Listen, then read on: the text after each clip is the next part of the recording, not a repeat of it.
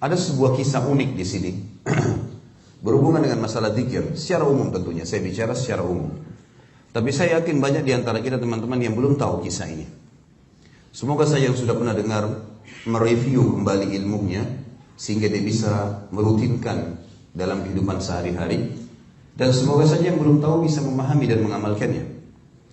Kisah tentang sahabat Nabi yang mulia Auf dan anaknya Malik radhiyallahu anhum ajma'in.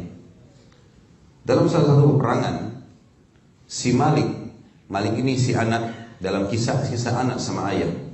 Malik ini anak, dia ikut bersama Nabi SAW berperang. Dan tentu sebelum pergi berperang meminta ridho kedua orang tuanya, Auf ayahnya dan ada ibunya. Saya tidak temukan namanya dalam riwayat ini ibunya. Tapi yang jelas dia izin dan diizinkanlah oleh kedua orang tuanya, dan mereka berharap Malik mati syahid untuk menjadi saksi pada hari kiamat, menolong keduanya masuk ke dalam surga. Pada saat baginda Nabi SAW pulang dari peperangan, semua pasukan tidak terkecuali pulang bersama Nabi SAW, kecuali Malik. Malik gak ada. Begitu tiba di Madinah, baginda Nabi SAW biasanya mengecek prajurit-prajuritnya sebelum bubar. Mereka kumpul dulu di depan masjid Nabi SAW, lalu Nabi mengecek satu persatu. Kabilah fulan, si fulan, si fulan, si fulan, si fulan, silakan pulang. Si fulan, terus begitu sampai selesai. Sehingga Nabi SAW mengetahui siapa yang meninggal dunia di antara mereka, siapa yang sakit, berapa orang yang terluka, gitu kan. Sehingga memang difokuskan untuk menjenguknya kalau dia sakit, ya, bertakziah di rumah keluarganya kalau meninggal. Maka ditemukan satu-satunya yang tidak ada adalah Malik. Maka Auf datang kepada Nabi SAW dan mengatakan, ya Rasulullah, semuanya pasukan Anda pulang ya Rasulullah, tinggal Malik, anak saya. Beritahukan kepada saya agar saya bisa beritahukan kepada ibunya, istri saya, tentang keadaannya. Kalau Malik mati syahid, alhamdulillah, itu yang kami harapkan. Tapi kalau Malik tidak mati syahid ya Rasulullah, beritahukan di mana dia. Apakah dia ditawan oleh musuh? Apakah dia sakit di tengah jalan? Nabi SAW tunggu wahyu pada saat itu, menunggu wahyu. Seperti biasa, tradisi Nabi SAW tidak akan menjawab kecuali dari wahyu. Dan Allah pastikan dalam Al-Quran, A'udzu billahi minasyaitonir rajim, wa ma yantiqu 'anil hawa in huwa illa wahyun yuha. Kalau Muhammad itu SAW tidak pernah mengucapkan sesuai dengan hawa nafsunya, tapi dia mengucapkan sesuai dengan wahyu yang dipandukan kepadanya. Maka Nabi SAW mengucapkan kalimat yang mengatakan kepada Auf, hai Auf, pulanglah, dan aku wasiatkan kepadamu agar engkau dan istrimu mulai kamu pulang ke rumah sampai malam nanti mengucapkan la haula wala quwata illa billah. Zikir yang banyak orang tidak amalkan dalam hari ini. Zaman-zaman sekarang tidak ada yang amalkan bahkan mungkin. Padahal zikir ini sudah dikatakan oleh Nabi SAW dalam hadis yang lain, kanzun min kunuzil jannah, la haula wala quwata illa billah, adalah harta karunnya surga.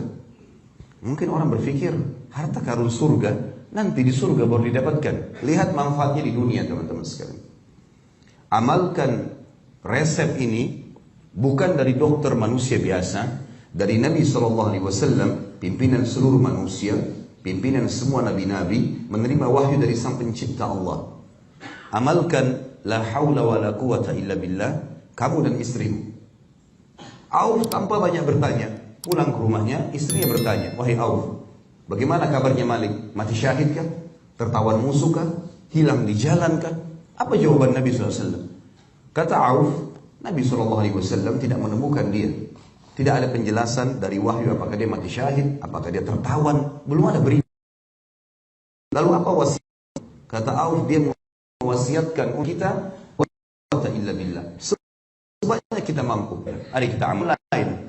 Bahkan mereka tidak makan, tidak minum, sibuk lisannya dengan la haula wala quwata illa billah, la haula wala quwata illa billah, dengan keyakinan menjadikan zikir ini bisa mendapatkan informasi tentang anak mereka. Sampai akhirnya di awal malam atau pertengahan malam, kalau kita sekarang jam 12 malam, Auf dan istrinya ketiduran karena sudah capek dan malam. Auf menceritakan tiba-tiba pada saat saya sama istri saya lagi lelap tidur, saya mendengar ada seseorang mengetuk pintu rumah di malam hari. Maka saya pun berdiri, kemudian saya membuka pintu dan saya temukan anak saya Malik di depan pintu, membawa beberapa ekor kambing. Maka saya pun bertanya, hai anakku, apa ceritamu?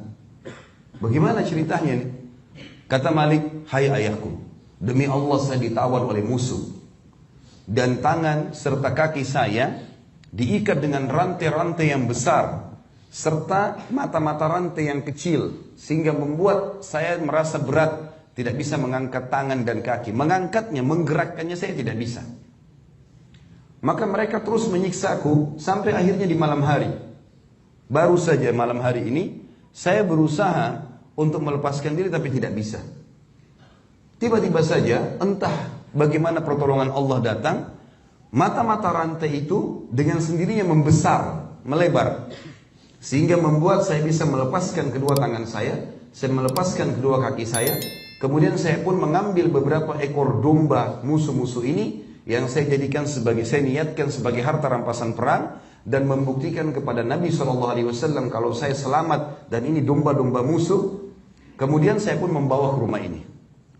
Kata Auf, tapi anakku, jarak antara musuh dengan Madinah, Nabi SAW ada jalan pasukan 2 hari. Bagaimana kau bisa menempuhnya dengan 1 malam, bahkan hanya beberapa saat? Kata Malik, dalam ini riwayat sahih teman-teman sekalian. Kata Malik radhiyallahu anhu, anak ini yang saleh mengatakan, demi Allah ayahku, pada saat saya sudah mulai niat untuk pulang ke Madinah, saya merasa seperti ada malaikat yang menebahkan sayapnya dan membawaku terbang ke Madinah bersama dengan kambing-kambing ini. Maka keduanya pun bercerita, kemudian ketemu ibunya, mereka bersuka cita pada malam itu. Lalu mereka ke masjid melaporkan kepada Nabi SAW di subuh hari. Pada saat mereka tiba, belum mereka cerita, Nabi SAW sudah mengatakan, ketahuilah, terimalah berita gembira wahai Auf dan Malik, Allah telah turunkan Al-Quran berhubungan dengan urusan kalian ini. Karena perilakumu mengamalkan zikrullah ini, itu Allah Subhanahu wa ta'ala menurunkan ayat Al-Quran. Ayat yang sudah kita tahu tentu sama-sama berhubungan dengan masalah takwa.